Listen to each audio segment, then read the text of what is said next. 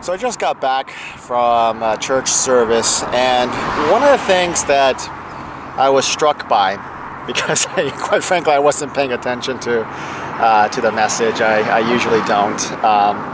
But one of the things I was struck by, because when I go to church, my mind wanders a lot.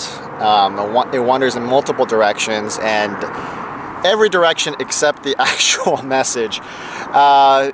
The idea that struck me was that finance, investing, is often like religion. And what I mean by that is that today there are three major monotheistic, that means one God, religions. And those are, of course, Judaism, Christianity, and Islam.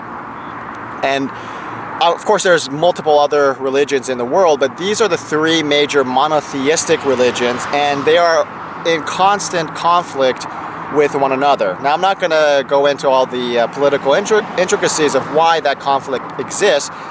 Just for the purposes of this video, we have to establish, though, that in fact those conflicts do exist. And I believe primarily the reason why those conflicts exist is simply because people are holding on to what is known as a certainty. That we have three major religions that each one of their members holds on that their particular holy books are inerrant, and that it is the final word, the final authority in all matters of life and spirituality. So each one of these three organizations hold true to a specific certainty.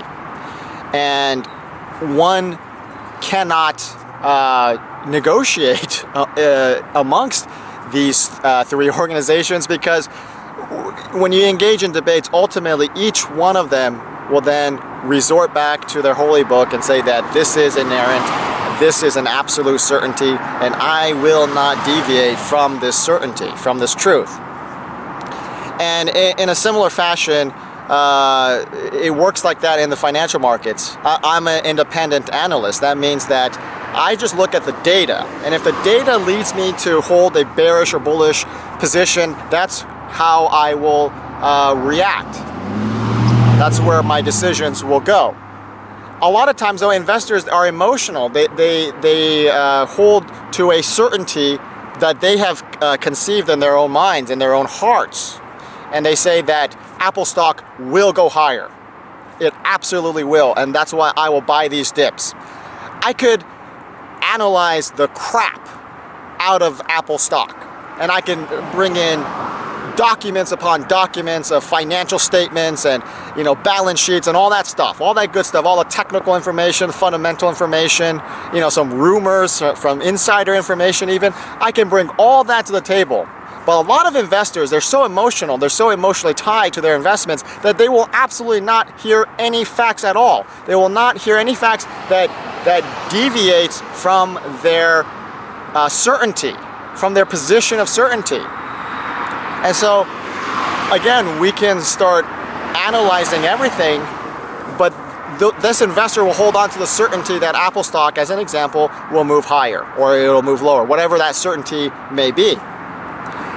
And it's this unwillingness to change your position in spite of factual or scientific data that shows otherwise. It is that stubbornness that often leads to these unnecessary conflicts. Outside of religion, you want to know what is perhaps the most vitriolic forum to engage in. That is the investment forum. I mean, if you ever looked into investment chat rooms, you have bulls and bears just constantly going at each other, calling each other all sorts of disgusting names just because they have a different opinion. And it's really telling about the stubbornness and the absolute stupidity of human beings. I mean, thousands and thousands of years later, we are still fighting and killing each other in the name of some certainty that's really not a certainty. That's the biggest thing about these conflicts that we have today, geopolitically, financially, whatever, these are not certainties. I don't go on air and saying Apple stock will move higher by March 23rd, that's a certainty. I don't say stuff like that because I don't know that it's a certainty. I think it's a probability. I think if we're truly honest, all the religions, all the monotheistic religions, organizations to say that we base our faith on probabilities. No, they base their faith on certainties, and that is where I go wrong. That is where I'm against a lot of the doctrines that are out there, Christian or not Christian, I don't care.